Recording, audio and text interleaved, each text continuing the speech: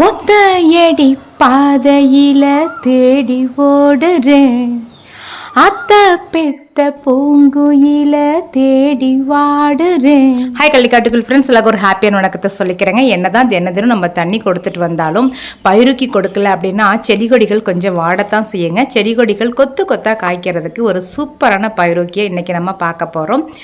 Zero cost fertiliser தாங்க. அது எப்படி கொடிகளுக்கு தர்றது, ஹார்வெஸ்டிங்க்கு பிறகு கொடுக்கணுமா, ஹார்வெஸ்டிங்க்கு முன்னாடி கொடுக்கணுமா, நம்ம தெரிஞ்சுக்கலாம்.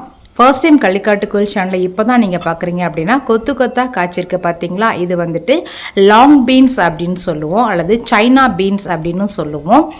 இந்த செடியுடைய காய்களை அறுவடை பண்ணிக்கிட்டே ஒரு சூப்பரான பயிருக்கு ரெடி பண்ணி இந்த கொடிகளுக்கு கொடுத்துடலாம். வாங்க அந்த பயிறுக்கியில் என்னென்ன சத்துக்கள் இருக்குது அப்படிங்கிறதையும் நம்ம தெரிஞ்சுக்கலாம்.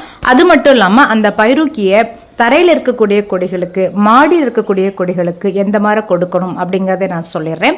நல்ல நீட்டமாக இருக்கக்கூடிய இந்த லாங் பீன்ஸ் வந்துட்டு கேரளா பீன்ஸ் அப்படின்னு சொல்லுவாங்க. நம்ம ஊரில் தட்டைப்பயிறு அப்படின்னு சொல்லிட்டு நம்ம ஒரு ஜானில் பறித்து வேக வச்சு சாப்பிடுவோம்.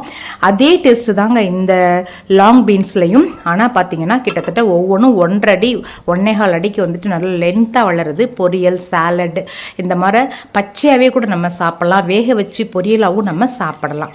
சரி, இந்த மாதிரி ஒரு கொடி, அதாவது லாங் பீன்ஸ் கொடி மட்டும் கிடையாதுங்க, உங்கள் வீட்டில் எந்த கொடி வேணால் இருக்கட்டுங்க. இன்றைக்கி நம்ம தயாரிக்கக்கூடிய இந்த பயிருக்கு ரொம்ப சூப்பராக எல்லா கொடிகளுக்கும் பயன்படுத்தலாம். நம்ம வீட்டில் பிரியாணி செய்யும் பொழுது, இல்லை சோயா சங்கை பொரியலுக்காக வறுவலுக்காக ரெடி பண்ணும் பொழுது அந்த சோயா சங்க்னு சொல்லக்கூடிய மீல் மேக்கரை ஒரு ஹாஃப் பாயில், அதாவது கொதிக்கிற தண்ணியில் போட்டு நம்ம எடுப்போம். இந்த மீல் மேக்கரில் ஏராளமான புரத சத்துக்கள், அமினோ ஆசிட்ஸ், ஒமேகா 3 இருக்குது. நம்ம இந்த மாதிரி ஹாஃப் பாயிலாக இந்த மீல் மேக்கரை வேக வச்சுட்டு பிழிஞ்சு எடுக்கக்கூடிய அந்த தண்ணியை வந்துட்டு சக்கையாக நினச்சி தயவுசெய்து சாக்கடையில் கொட்டிடாதீங்க. இது ஒரு சூப்பரான ஜீரோ காஸ்ட் ஃபர்டிலைசருங்க.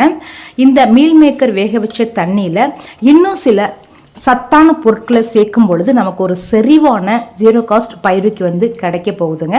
எல்லா கொடிகளுக்குமே நம்ம பயன்படுத்திக்கலாம். இப்போ நான் வந்து அந்த சோயா சங்க் மீல் மேக்கரை வந்து பிழிஞ்சு எடுத்துக்கிறேன். இந்த தண்ணி நல்லா சூடாக இருக்குங்க. இதை நம்ம உடனே செடிகளுக்கு பயன்படுத்தக்கூடாது. நல்ல ஒரு நாள் முழுக்க நீங்கள் ஆற விட்டுருங்க. ஆற விட்டுட்டு இதை ஒரு பாட்டிலில் ஊற்றி எடுத்து வச்சுக்கோங்க.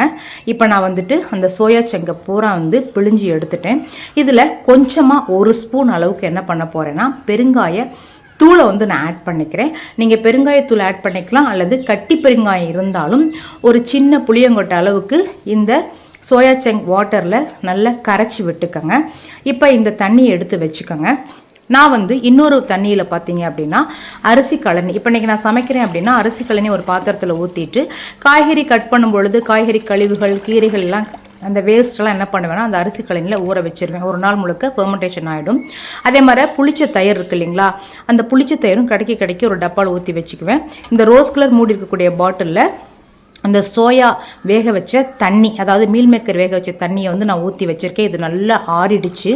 இப்போ அந்த மீல் மேக்கர் வடிகட்டின தண்ணியை அந்த அரிசி கழனி காய்கறி கழிவுகூட இருக்குது பார்த்தீங்களா, அதில் வந்து நான் சேர்த்துக்கிறேன்.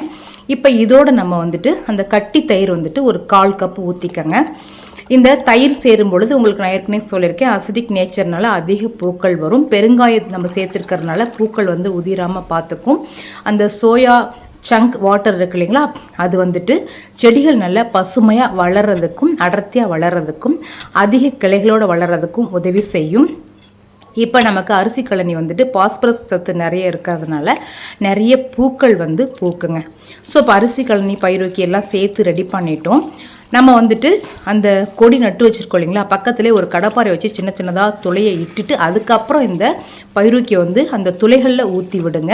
அப்போ தான் வந்துட்டு வேருக்கு வந்து நல்ல இந்த பயிறுக்கி வந்து போய் சேரும். இதே நீங்கள் மாடியில் இந்த கொடியை வளர்க்குறீங்க அப்படின்னா இதே மாதிரி அந்த மாடி தொட்டியில் மேல் மண்ணை கிளறி விட்டுட்டு அதுக்கப்புறம் வந்துட்டு இந்த பயிறுக்கியை கொடுங்க. மேல் மண் வந்துட்டு நல்ல ஸ்ட்ராங்காக இருக்கிறப்ப, கட்டியமாக இருக்கிறப்ப நம்ம பயிறுக்கி கொடுக்கக்கூடாது. மேல் மண்ணை கிளறி விடணும். தரையாக இருந்தால் ஒரு துளையிட்டு பயிறுக்கி கொடுக்கணும். ஸோ இந்த மாதிரி எந்த கொடிக்கு வேணாலும் இந்த பயிறுக்கியை எப்போல்லாம் நீங்கள் வந்துட்டு சோயா சங்க் யூஸ் பண்ணி சமைக்கிறீங்களோ அப்போல்லாம் இந்த பயிறுக்கி ரெடி பண்ணி உங்கள் கொடிகளுக்கு கொடுங்க. அதிக பூக்கள், காய்கள் தொடர்ந்து காய்ச்சிக்கிட்டே இருக்கும். இந்த வீடியோ பிடிச்சிருக்கு அப்படின்னா குட்டியாக ஒரு லைக் கொடுங்க. எனக்கு பயங்கர மோட்டிவேஷனாக இருக்கும். உங்கள் கருத்துக்களை கமெண்ட்டில் சொல்லுங்கள். Thank you friends, have a good day.